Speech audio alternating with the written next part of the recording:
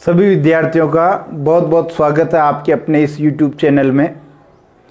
आज हम जो आपके लिए कक्षा लेकर के आए हैं, जैसे आप देख रहे हैं कि कक्षा 12 बोर्ड एग्ज़ाम में अनिवार्य हिंदी में जो है पारिभाषिक शब्दावली नाम से एक टॉपिक लगा रखा है हिंदी व्याकरण में, अनिवार्य हिंदी में।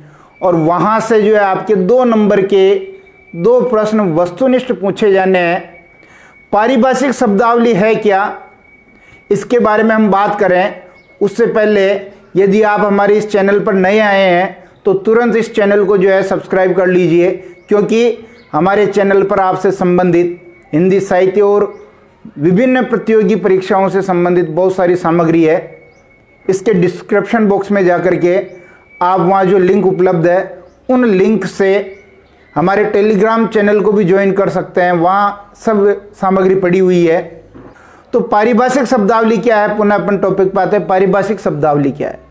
तो पारिभाषिक शब्दावली देख लिए, ये राजकार्य की भाषा है।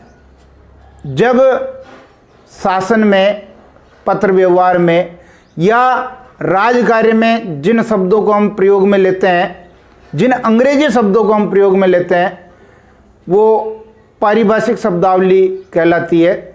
तो यहाँ हम देखेंगे कि पारिभाषिक शब्दावली में कौन कौन से शब्द महत्वपूर्ण है। पारिभाषिक शब्दावली की हम कोशिश करेंगे कि 2 या 3 क्लास में जो हम इसको पूरा करेंगे। आज अपनी ये पहली क्लास है। तो देखेंगे इधर पारिभाषिक शब्दावली में पहला, ये सब शब्द आप जानते हैं, अंग्रेजी में आपको ज़्यादा ये अच्छी तरह से पता है, लेकिन हिंदी में हम इनको अर्थ जो है नहीं दे पाते हैं। हिंदी का अपने को जो है नॉलेज नहीं है। एकेडमिक, देखें एकेडमिक, एकेडमिक का आप कर सकते हैं अकादमिक, क्या करेंगे अकादमिक, या फिर शैक्षणिक है।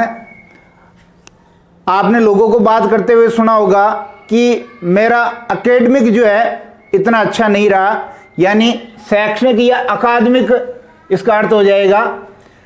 दूसरा देखिए एक्शन, एक्शन का मतलब हो गया आपके कार्यवाही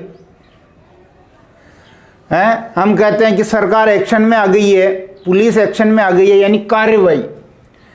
तीसरा देखिए एडजर्न, एडजर्न का मतलब हो गया स्थगित करना। एडजर्न का क्या मतलब हो गया? स्थगित करना।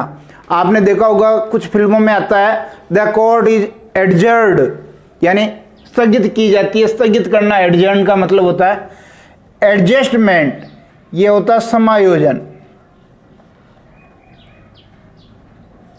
समायोजन, हमें ये कहा जाता है कि थोड़ा एडजस्ट कीजिए। एडजस्टमेंट का मतलब ये है समायोजन, परिस्थितियों से सामंजस्य बिठाना, समायोजन। एडमिनिस्ट्रेशन, इसका अर्थ हो गया प्रशासन। प्रशासन आपने देखा एडमिनिस्ट्रेटिव, प्रशासनिक पोस्ट होती है, तो ये एडमिनिस्ट्रेशन का मतलब प्रशासन हो गया। अपेंडिक्स, अपेंडिक्स का मतलब हो गया परिशिष्ट। अपेंडिक्स का मतलब हो गया परिशिष्ट, यानी बचा हुआ। यानी आपने देखा होगा कि बहुत सारे व्यक्ति जो है कहते हैं कि मैं अपेंडिक्स का ऑपरेशन करवाना जा रहा हूं, तो अपेंडिक्स यहाँ परिशिष्ट अर्थ लिए हुए। अपॉइंटमेंट, अपॉइंटमेंट यानी नियुक्ति। मेरी अपॉइंटमेंट डेट क्या है, यानी मैं कब नियुक्त हुआ, ये नियुक्ति कहलाती है अपॉइंटमेंट। अप्रूवल, अप्रूवल का मतलब अनुमोदन। अप्रूवल का क्या मतलब? अनुमोदन।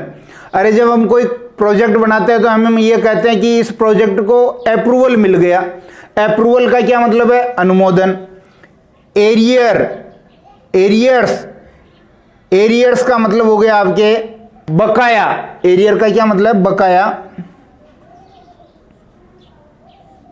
एरियर का मतलब देखिए बकाया होता है जब कोई राजकीय कर्मचारी कुछ पुराने महीनों का जो है पेमेंट नहीं ले पाता तो उसको एरियर के रूप में दिया जाता है। एरियर का मतलब ये बकाया है।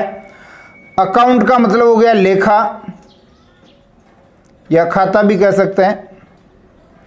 लेखा या खाता अकाउंट, आप जाते ही हैं बैंक में अकाउंट खुलवाने। एसेट्स, एसेट्स कहते हैं अपन परिसंपत्ति। एसेट्स किसे कहेंगे? परिसंपत्ति को। एसोसिएशन, एसोसिएशन कहते हैं हम संघ को। एसोसिएशन किसे कहेंगे? एसोसिएशन कहेंगे हम संघ। बेसिक पे, बेसिक पे कहते हैं अपन मूल वेतन। बेसिक पे क्या है? मूल वेतन। बेसिक पे दिया जाता है पहले मूल वेतन। बिल, बिल का मतलब हो गया विधेयक।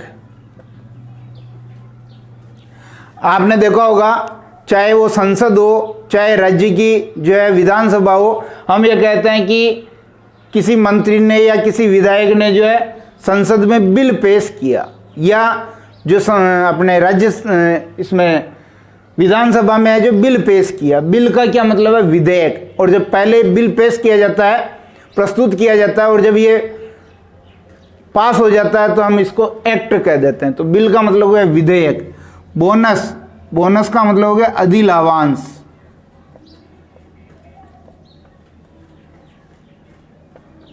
बोनस का मतलब क्या हो गया? अधिलाभांश। आपने देखा होगा कि कुछ कंपनियां भी अपने कर्मचारियों को बोनस देती है, और जो ये डेयरी, जितनी भी दुग्ध डेयरियां हैं, ये भी अपने जो दुग्ध उत्पादक हैं या उनको जो है ये बोनस देती है, अधिलाभांश। कैबिनेट, कैबिनेट को हम कहेंगे मंत्रिमंडल। क्या कहेंगे? मंत्रिमंडल। कैबिनेट को मंत्रिमंडल कहेंगे। प्रधानमंत्री के साथ कुछ मंत्रियों का कैबिनेट होता है, मंत्रिमंडल। सबसे पहले महत्वपूर्ण निर्णय इसी में लिए जाते हैं, प्रधानमंत्री इसकी अध्यक्षता करता है। केडर, केडर कहते हैं संवर्ग। केडर किसे कहेंगे? संवर्ग, यानी ये मेरे केडर का है, यानी मेरे संवर्ग का है। सेंसस, सेंसस कहते हैं जनगणना। किसे कहेंगे? जनगणना। भारत की जो सेंसस है वो प्रति 10 वर्ष में होती है। 2011 में हुई थी, अब 2021 में होनी है, कोरोना की वजह से कुछ लेट हो गए हैं। सेंसस, जनगणना। कमीशन, कमीशन का मतलब हो गया आयोग।